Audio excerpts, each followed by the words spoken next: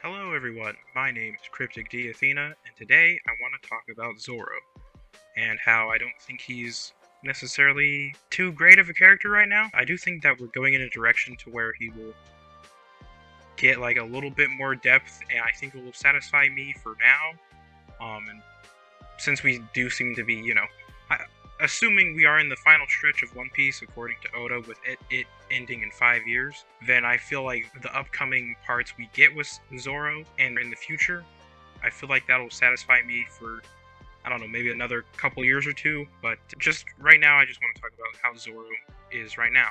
So, in my opinion,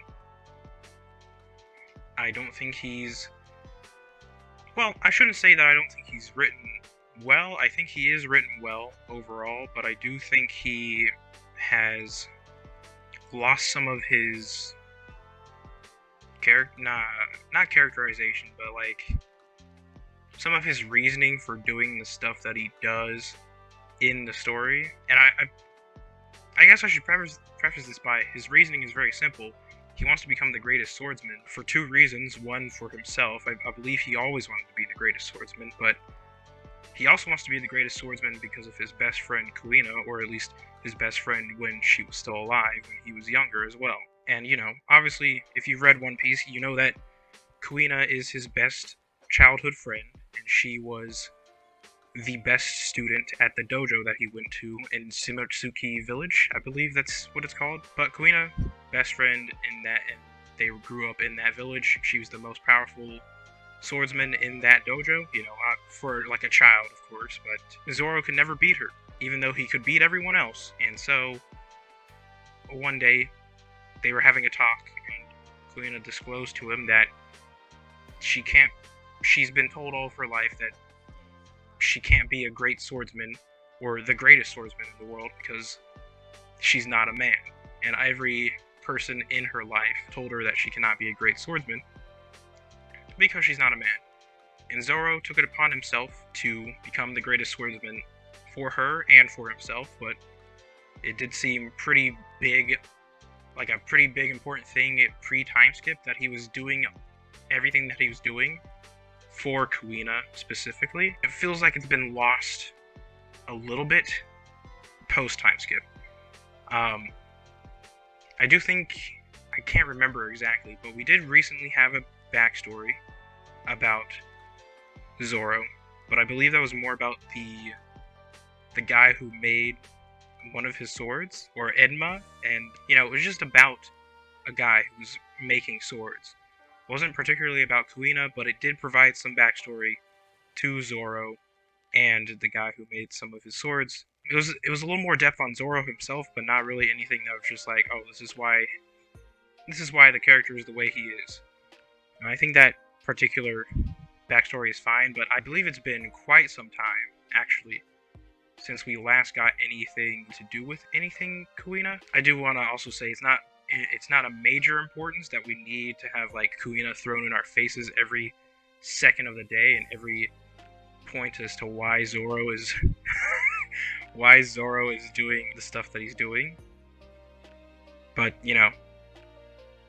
it's just something that I've noticed, and I'm just like, man, I wish that we had a little more depth on Zoro.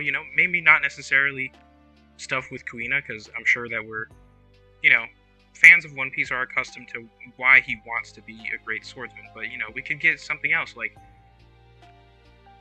now he's fighting to be the best swordsman for Luffy. I believe that's actually now a reasoning. So he wants to be the greatest swordsman for Luffy, and to help him become the Pirate King. And I think that's pretty good. But I think, maybe this could all just boil down to like, I want more stuff with Kuina. And if the way things go with some certain headcanons and theories, then that might very well be possible. And my favorite theory, that I don't know where it started, but I personally had this theory as well. So I don't know if it started anywhere, but to me it started in my personal head. So to me it started with me. So my favorite theory currently is that when Zoro wakes up at some point, he will wake up in the underworld whether it be hell, heaven, or wherever. You know, just the One Piece in general afterlife.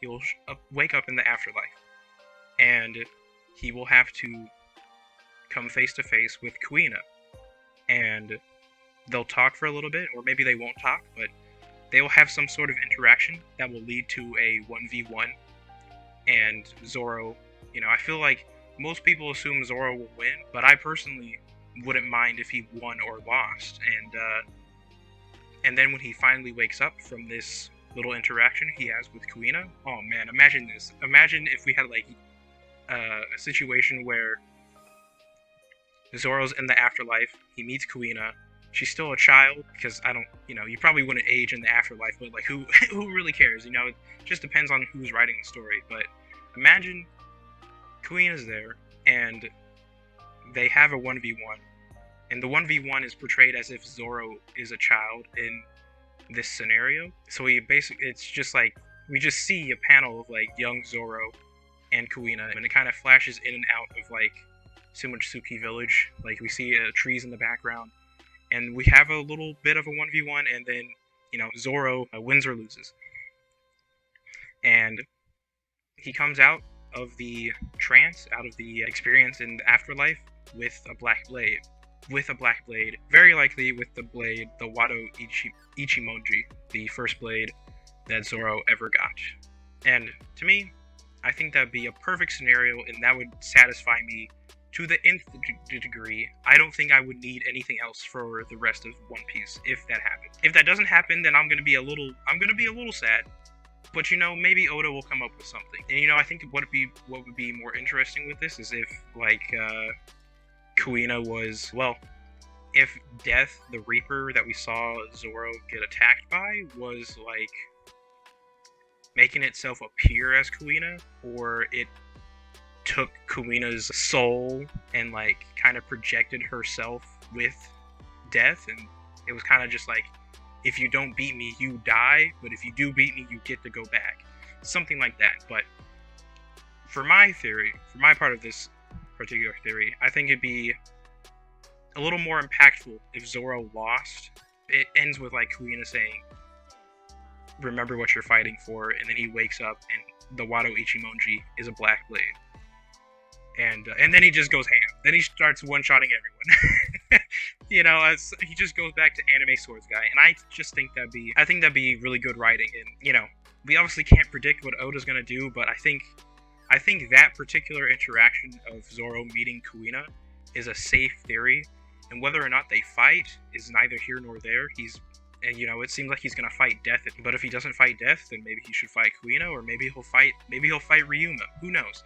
Who knows what's gonna happen?